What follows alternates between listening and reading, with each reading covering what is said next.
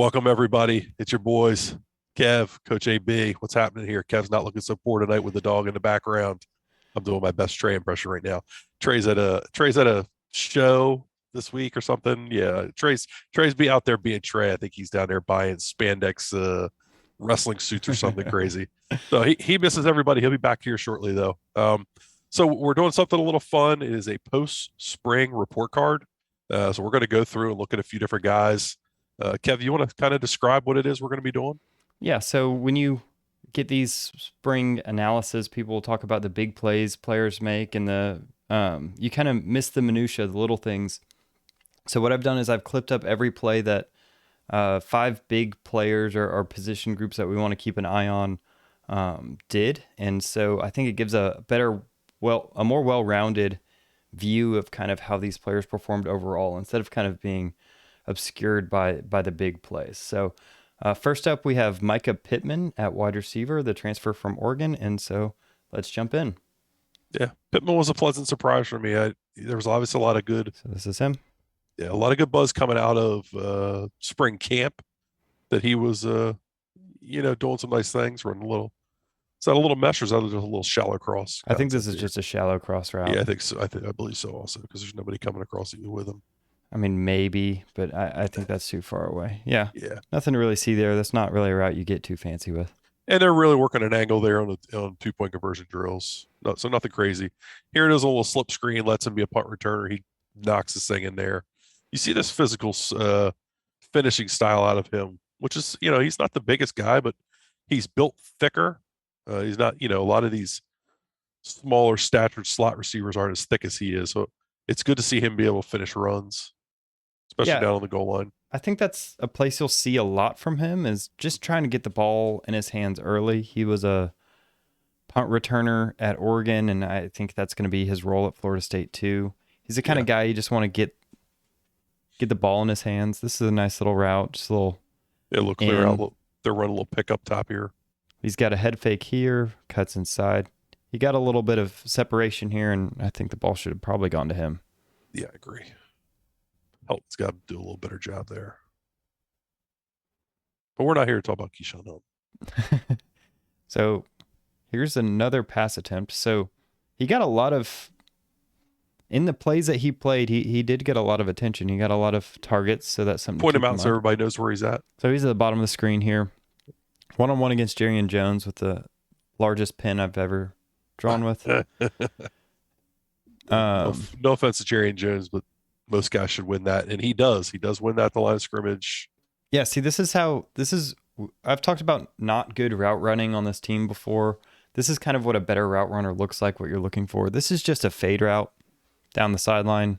Mm-hmm.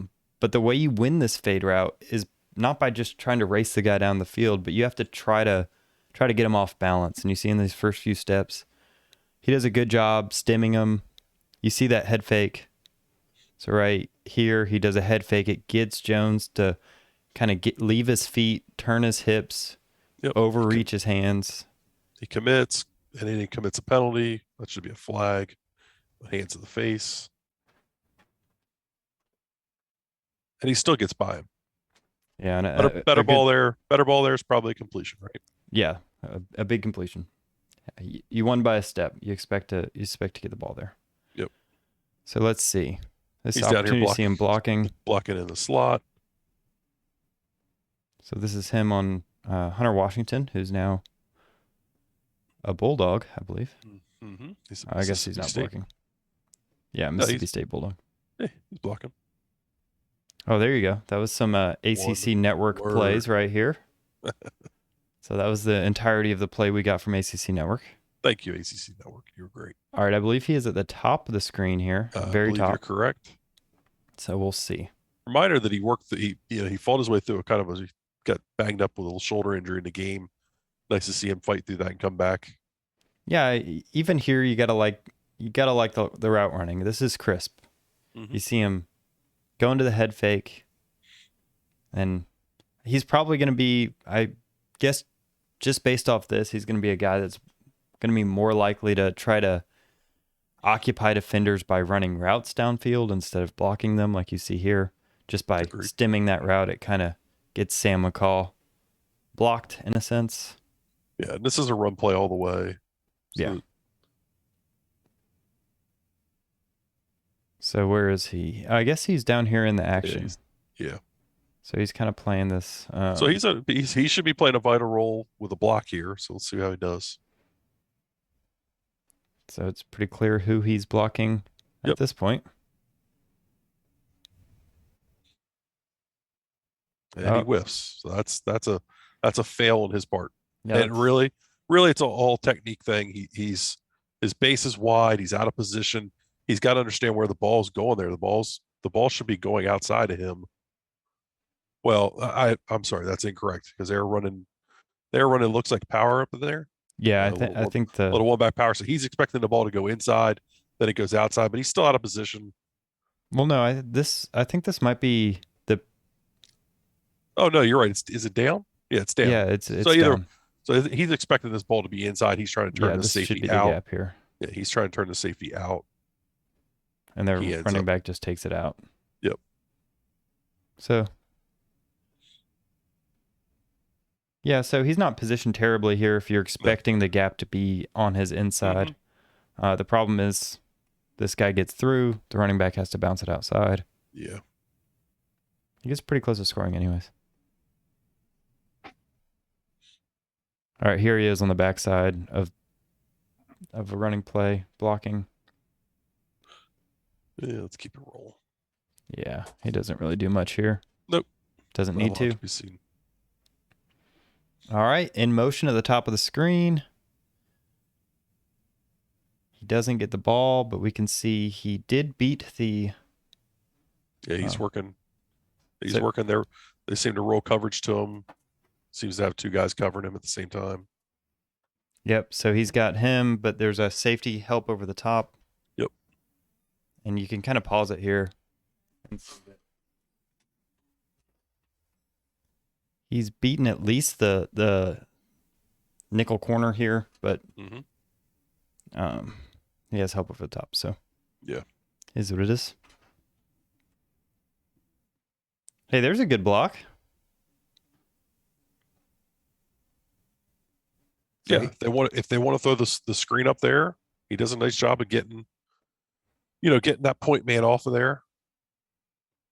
So a lot of times with those slip screens, yeah, that's a great block. A lot of times with those slip screens, you'll see that corner kind of blow up that initial block, and it takes the screen away. He does a nice job of driving him out of there. Yeah, and this is technically a nickel corner, so yep, a little bit harder block than a traditional outside corner. All blocking right. Again, they're running double screens. Yeah, not really much to see on this play. All right, here he is at the very bottom. Yep. So that seemed odd. He So this is something they've been doing. I've seen them do it with Johnny Wilson quite a bit. They do the old fake block, then try to throw the corner off and run deep.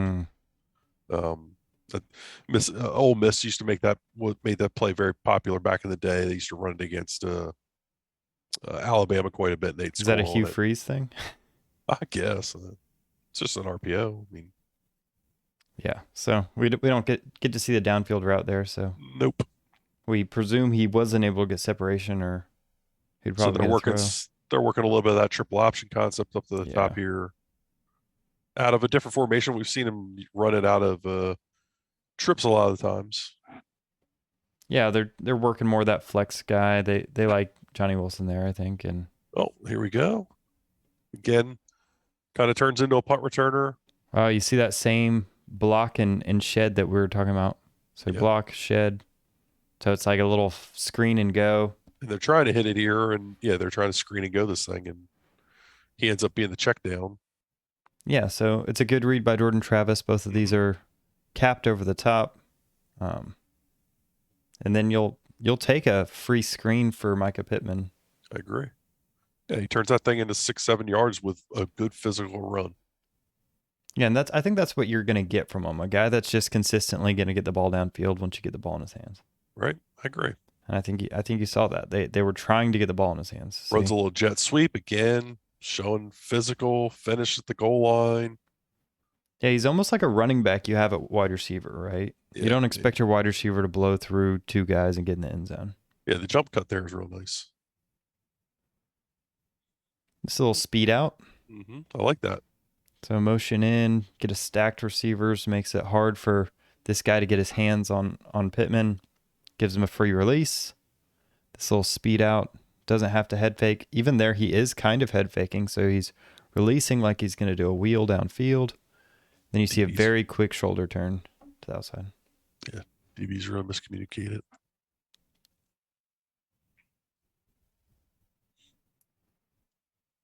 All right, what do we got here? Oh, he wins off the line immediately. That's a good route. Yeah, very good. So he's here at the bottom. You'll see.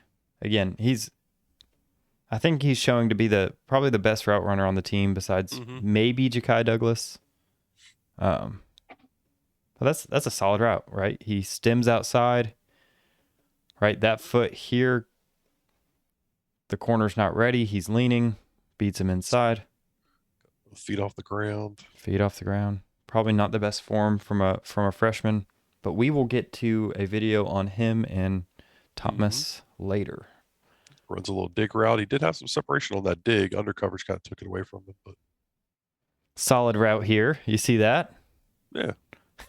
I mean, well, you get a sense of how they're going to use him, right? Yeah. I mean, they're going to try to get him the ball in space and let him be physical. My goodness, what is going on with these camera angles? Yeah, they were awful. All right, he's out here blocking again on Thomas downfield. Yep. This is him. And I like it. He shows his versatility, though. He shows he can. We've seen him win deep. We've seen him win short. We've seen him as a punt returner. We've seen him block. Here he's doing this is really popular in the NFL now. All these receivers do this like little skip cut instead of the traditional head fake and plant. He's doing a little skip. But yeah, he very versatile. I think that's kind of his appeal. So this is the last play. He's blocking on the edge against a pretty physical dance here. So I think he does a good job staying attached, and that wouldn't have been a bad play if it was a screen. So he does a good job of getting his butt in position of where it needs to be to create a running lane, which is nice. So now that we've watched all the plays, what are your final thoughts on kind of where he stands at the end of the spring? I think he's probably, like your 1A, 2 type receiver. I don't think he's an elite receiver by any stretch of the imagination, but I think they've got an idea of how they want to use him, allow him to be, multiple, be versatile with some run action, some get the ball out to him quick with some punt return type stuff, and then try to work him down the field on some. I'm sure we'll see him on some slot fades or just some regular fades as the year goes on. I mean, I think they know what they got. I think he's been a solid addition. He's going to be a good player for them. Yeah, I think I'm right there with you where in a best case scenario, he's that number 2 guy, that Wes Walker or the Julian Edelman that you put in the slot that when you start having to double team the outside receivers, he kind of feasts. Right now, there's not an outside receiver that's stepped up to really lighten the load on him. I think he's going to have to take a pretty big, put a lot of stuff on his shoulders as a receiver, as a slot guy. And it'll be interesting to see whether he can succeed in the season having to, I mean, you saw it almost every play he was in there, he was involved. And so that's going to be a lot on his shoulders. Yeah. He needs someone like Malik McClain or, I don't know, Portier or someone to step up, Josh Burrell on the outside to really give him some space. But I think he's going to be one of your better receivers this year. Yeah, I tend to agree.